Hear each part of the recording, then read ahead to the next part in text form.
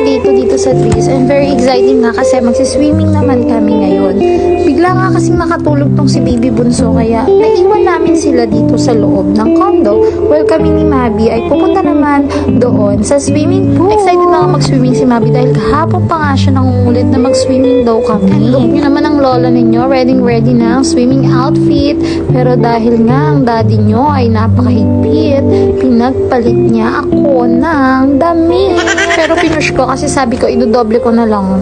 Alright, so moving on. Malis na nga kami ni Mabi at iniwan ko ang magdaddy na natutulog na Baby Bunso sa kanyang dibdib. At umalis na kami ni Mabi para mag-swimming. Medyo effort pala yung paglakad dito kasi medyo malayo sa amin yung pool. Pero okay lang kasi nga maganda naman yung daan. Bumili na kami ng ticket. Then after nun, bibigyan kami ng parang stub na ilalagay sa kamay namin para katunayang nagbayad na nga kami for that. To be honest guys, kinabahan ako kasi akala ko fake yung page na aking na-chat. Pero guys, legit na legit pala. Kasi una mapapaisip ka bakit sobrang mura naman. Pero talaga palang mura sa kanila dahil nga bagong-bago pa yung mga facility nila rito. Kumbaga open na open talaga sila for promo. Kaya nakakatuwa, diba? After ko nga palang i-post yung day 1 kahapon, ang dami nagtatanong sa akin kung magkano raw yung mga nagastos namin dito. Ito nga pala yung screenshot ng page kung saan dito kayo pwede magtanong para malaman ninyo kung ano yung total na pwede nyong magastos. Kaya guys, mag-message na kayo kasi napakabilis lang rin nilang mag-reply and very accommodating talaga sila. I-flex ko na rin pala yung CR nila rito guys. Super ganda ng CR nila rito. Napakalinis and well-maintained talaga. Medyo naboboard na nga rito si Mabi kasi nga wala pa siyang kalaruan. Napakaaga namin sa pool.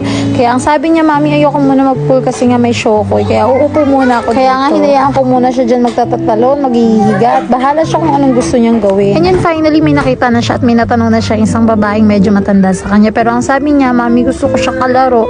Kaya yan, medyo naghaharot na siya at hindi na siya natatakot. Of course, dahil friendly ang aking anak, ayan, maya-maya ay kahawak kami niya ng kanyang ate sa pool at hindi na siya natatakot dahil may kalaro na siya. Finally, ayun, nagutom nga si Mabi kaya lumabas muna kami para bumili ng aming makakain. Dito nga pala sa pinakalabas ay meron kang makikitang mga store na pwede mong bilhan. And of course, ito na nga yung mga nakita namin at nabili namin. Pinipilahan naman talaga. Itong napakasarap doon na siomai.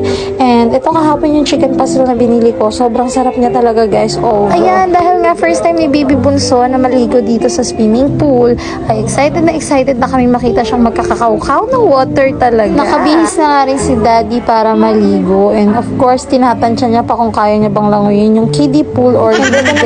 Super adventurous dahil gusto niyang maabot yung pinakadulo ng upuan na ito. Okay, ayan na nga kami at nag-start na kaming maligo. Bongga talaga kasi tingnan mo naman si Baby Bunso. Gusto niya. Kinakampay ang kanyang mga paa. Napakasarap talagang makita ang mga batang ganito kasaya. Kasi bibihira lang namin magawa to dahil busy nga kami pareha sa work.